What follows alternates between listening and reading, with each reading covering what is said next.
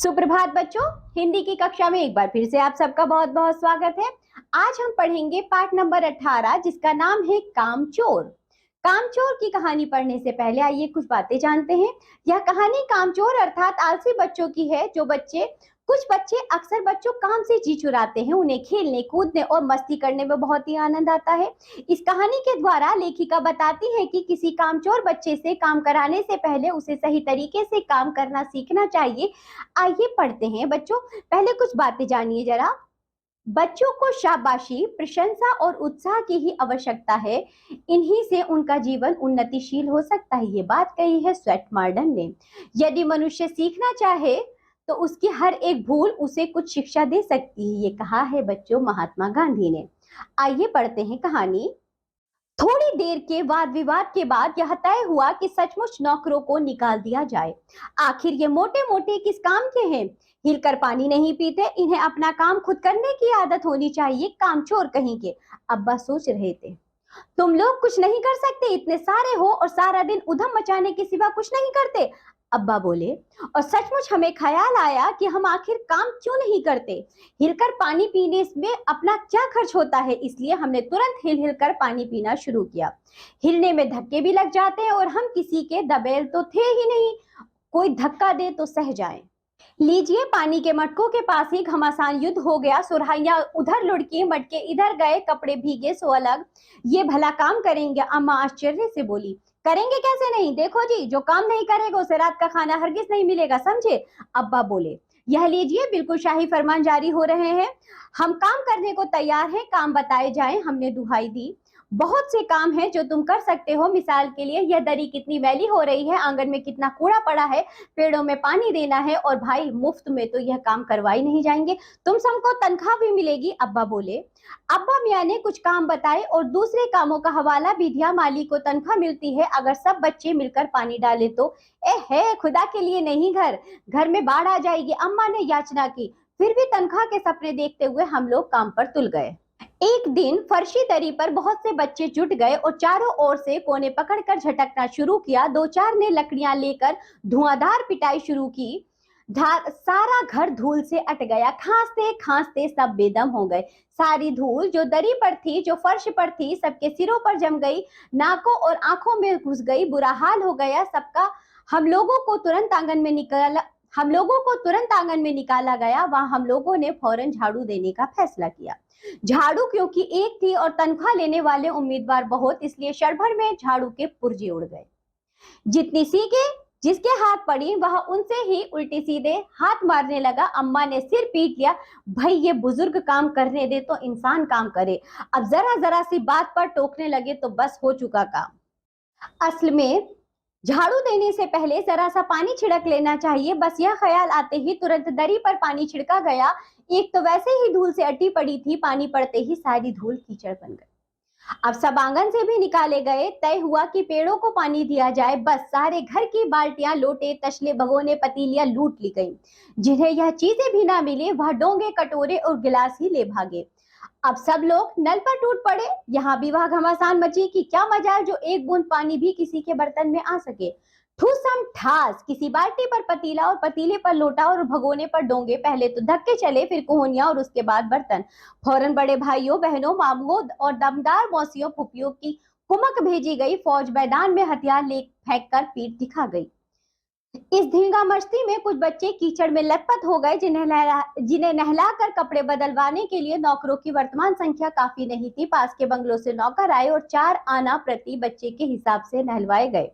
हम लोग कायल हो गए कि सचमुच यह सफाई का काम अपने बस की बात नहीं और ना पेड़ों की देखभाल हमसे हो सकती है। कम से कम बस शाम ही से जो बांस, छड़ी, हाथ पड़ी लेकर मुर्गियां हाँकने लगे, चल दड़बे दड़बे। पर साहब, मुर्गियों को भी किसी ने हमारे विरुद्ध भड़का रखा था। ऊट पटांग इधर उधर कूदने लगी। दो मुर्गियां खीर के प्यालों से, जिन पर आया चांदी के वर्क लगा रही थी, दौड़ती फड़फड़ाती हुई निकल गई। तूफान गुजरने के बाद पता चला कि प्याले खाली हैं और सारी खीर दीदी के कामदानी के दुपट्टे और ताजे धुले सिर पर लगी हुई है। एक बड़ा सा मुर्गा अम्मा के खुले हुए पानदान में कूद पड़ा और कत्थे चूने में लुथले हुए पंजे लेकर नानी अम्मा की सफेद दूध जैसी चादर पर छापे मारते हुए निकल गया। एक मुर्गी दाल की पतीली में छपाक मारकर भागी और सीधे जाकर मोरी में इस तेजी से फिसली कि सारी कीचड़ मौसी जी के मुंह पर पड़ी, जो बैठी हुई हाथ मुंह धो रही थी। इधर सारी मुर्गियां बेनकेल का ऊंट बनी चारों तरफ दौड़ रही थी, एक भी दड़बे में जाने को राजी ना थी। इधर किसी को सूझी कि जो भेड़े आई हुई हैं, लगे हाथों उन्हें भी दाना खिला दिया जाए। दिन भर की भूखी भेड़े दाने का सूप देखकर जो सबकी सब झपटी तो भागकर जाना कठिन हो गया। लष्टम पष्टम तख्तों पर चढ़ गई, पर भेड़ चाल मशहूर है। उनकी नजर तो बस दाने के सूप पर जमी हुई थी। पलंगों को फलांगती, बर्तन लुढ़काती साथ साथ चढ़ गई।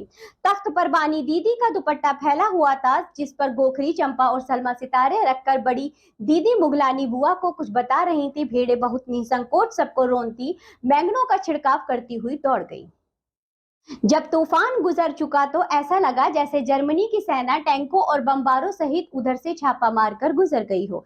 जहां जहां से सूप गुजरा, भेड़े शिकारी कुत्तों की तरह गंध सूंघती हुई हमला करती गई। हज्जत माँ एक पलंग पर दुपट्टे से मुंह ढके सो रही थी। उन पर से जो भेड़े दौड़ी तो ना जाने वहां सपने की किन महलों की सैर कर रही थी। दुपट्टे में उलझी हुई मारो मारो चीखने लगी। इतने में भेड़े सूप को भूलकर तरकारी वाली की टोकरी पर टूट पड़ी। वह दालान में बैठी मटर की फलियां तौल तौल कर रसोइयों को दे रही थी। वह अपनी तरकारी का बचाव करने के लिए सीना तान कर उठ गई। आपने कभी भेड़ों को मारा होगा तो अच्छी तरह देखा होगा कि बस ऐसा लगता है जैसे रुई के तकिए को कूट रहे हो। भेड़ को चोट ही नहीं लगती, बिल्कुल यह समझकर कि आप उससे मजाक कर रहे हैं वहां आप ही पर चढ़ बैठेंगी। जरा सी देर में भेड़ों ने तरकारी छिलकों समेत अपने पेट की कढ़ाई में झोंक दी। इधर यहाँ प्रलय मची थी, उधर दूसरे बच्चे भी लापरवाह नहीं थे। इतनी बड़ी फौज थी जिसे रात का खाना न मिलने की धमकी मिल चुकी थी। वह 4 भैंसों का दूध दुहने पर जुट गई। धुली बेधुली बाल्टी लेकर 8 हाथ 4 थनों पर पिल पड़े। भैंस एकदम जैसे चारों पैर जोड़कर उठी और बाल्टी को लात मारकर दूर जा खड़ी हुई। तय हुआ कि भैंस की अगाड़ी पिछाड़ी बांध दी जाए और फिर काबू में आकर दूध दूह लिया जाए। बस झूले की रस्सी उतार कर भैंस के पैर बांध दिए गए। पिछले 2 पैर चाचा जी की चारपाई के पायों से बांधे, अगले 2 पैरों को बांधने की कोशिश जारी थी कि भैंस चौकन्नी हो गई। छूटकर जो भागी तो पहले चाचा जी समझे कि शायद कोई सपना देख रहे हैं। फिर जब चारपाई पानी के ड्रम से टकराई और पानी छलक कर गिरा तो समझे कि आंधी तूफान में फंसे हैं, साथ में भूचाल भी आया हुआ है। फिर जल्दी से उन्हें असली बात का पता चल गया और वह पलंग की दोनों पट्टियां पकड़े बच्चों को छोड़ देने वाले को बुरा भला सुनाने लगे। यहाँ बड़ा मजा आ रहा था। भैंस भागी जा रही थी और पीछे पीछे चारपाई और उस पर बैठे हुए थे चाचा जी। ओह, एक भूल ही हो गई, यानी बछड़ा तो खोला ही नहीं, इसलिए तत्काल बछड़ा भी खोल दिया गया। तीर निशाने पर बैठा और बछड़े की ममता में व्याकुल होकर भैंस ने अपने खुरों को ब्रेक लगा दिया। बछड़ा तत्काल जुट गया, धोने वाले गिलास कटोरे लेकर लपके, क्योंकि बाल्टी तो छपाक से गोबर में जा गिरी थी। बछड़ा फिर बागी हो गया। कुछ दूध जमीन पर और कपड़ों पर गिरा। 2-4 धारे गिलास कटोरों पर भी पड़ गईं।